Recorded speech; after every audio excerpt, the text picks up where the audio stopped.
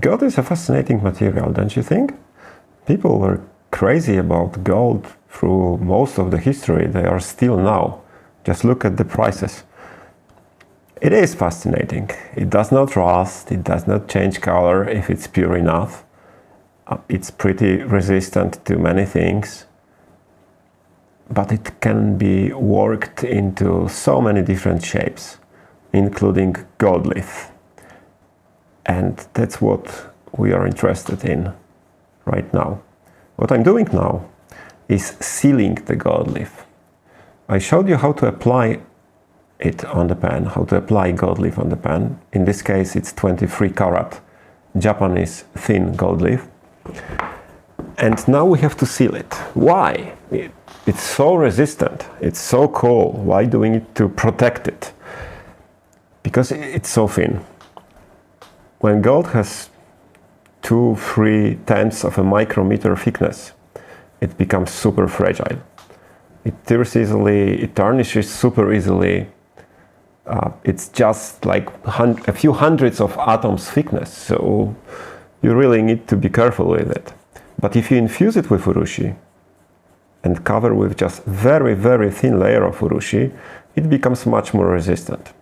It's important because we will follow with more layers, not just urushi but some other metals maybe too, because it's Tamenuri technique. So it must be covered with something and then sanded down, as it's one of the Togidashi Kawarinuri group of techniques. So what I'm doing now, I'm putting very thin layer of heavily diluted kijomi urushi on the pen and let it sink.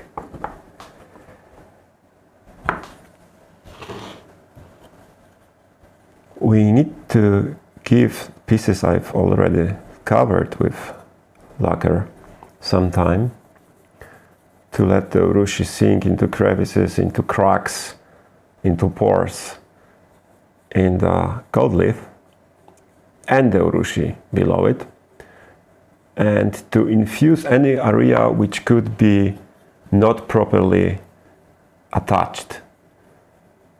And it can happen with so thin layers of urushi I showed you in a previous video.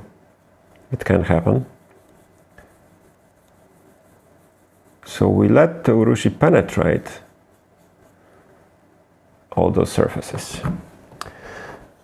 It's diluted with turpentine in the 3:1 ratio, more or less. So 3 parts of turpentine to 1 part of urushi.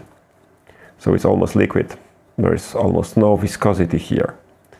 But turpentine will evaporate much faster, but it lets the urushi to penetrate all the areas it needs to penetrate. After application of this diluted urushi, if we do not want gold to change the color too much, we need to do one more thing. But first, it's good to wait a little bit. Not too long, because if all the turpentine will evaporate, it will be much harder to do the next step.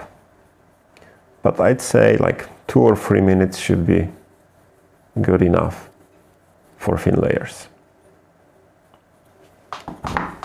In the next step, we will remove the excess of urushi, but in the most delicate way we can. So we will soak it off.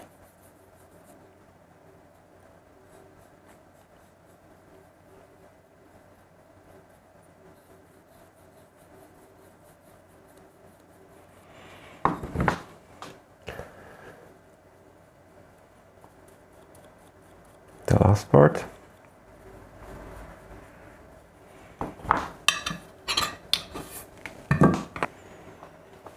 And now let's remove the excess of lacquer. Very soft wipe, and we just press it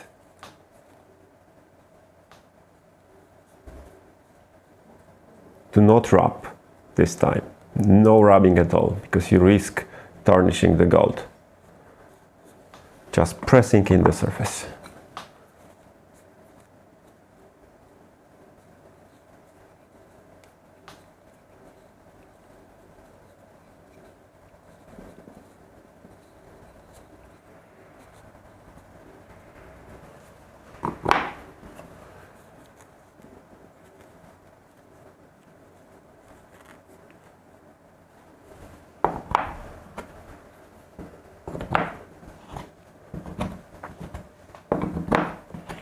Repeat this with all lacquered pieces and cure. To be sure that the lacquer will not darken, because even the very thin layer which is left on the pan can darken, do not start with very high humidity. Go with 72-75% and keep it there for 24 hours. It will prepare the pan for any following layer we want to apply. Would it be Iro Urushi, transparent Urushi, or any other kind of lacquer, including metallic lacquers with very high viscosity and metallic fragments in them, which would normally, during lacquering, because they require very hard, very stiff brush to apply properly, during lacquering they would tarnish the gold which is already on the pan. After this operation it will be protected.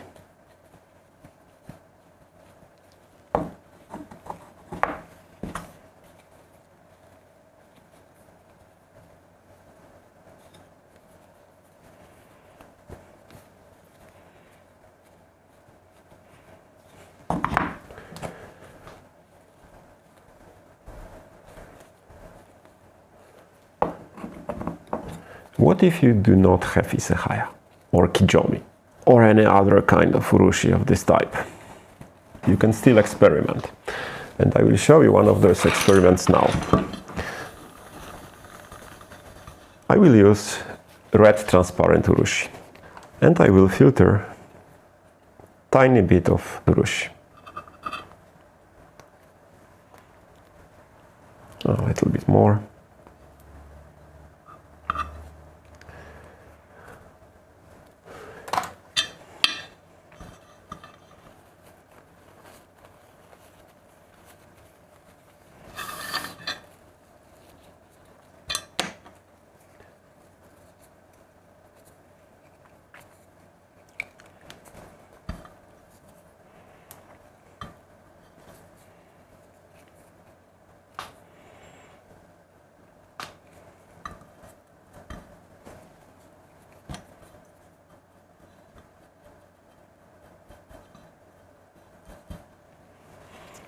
And again,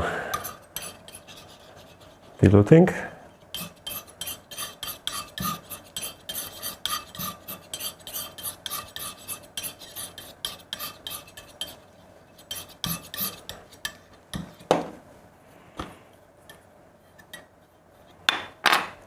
And this time,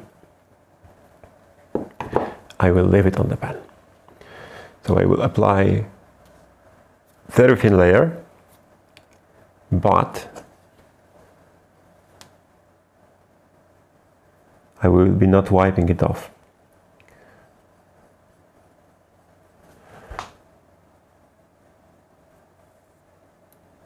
So I will make sure it will be very even, because without the wiping off or soaking off, as in case of previous batch of pans, it will be visible. I still want to make sure it penetrates everything very well.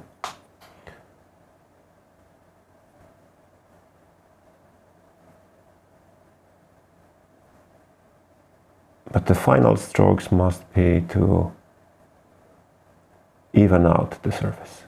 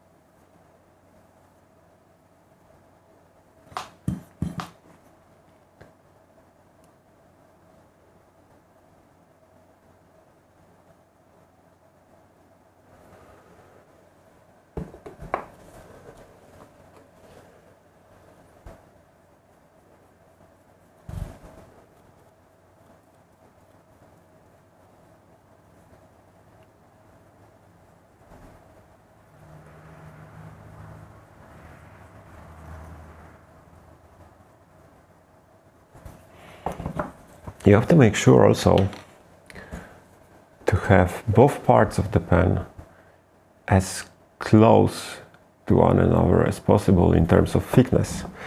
And if you see a difference, like in this case,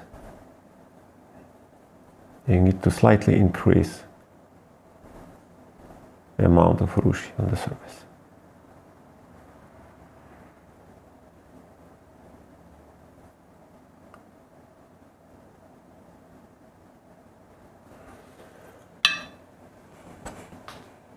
Much better.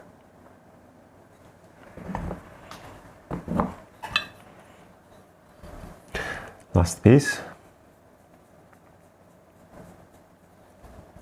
And I think it's a good moment to ask you for your questions. Please send them to me on Instagram, here on YouTube, or through email. You can find it on my website. And ask me what, maybe not ask, but propose what topics should I make videos about next. I will try to identify the most frequent questions, and I will try to prepare such videos, investigate the topic if it's not one of the areas I'm very familiar with. I will try to investigate it and get back with a video on a specific technique or a tool or material. You can leave it in comments too, it would be great. By the way, you can let me know what can I do better. As I know, I'm not a videographer and I do not want to concentrate on videography, only on Urushi, but I can always do something better. Okay?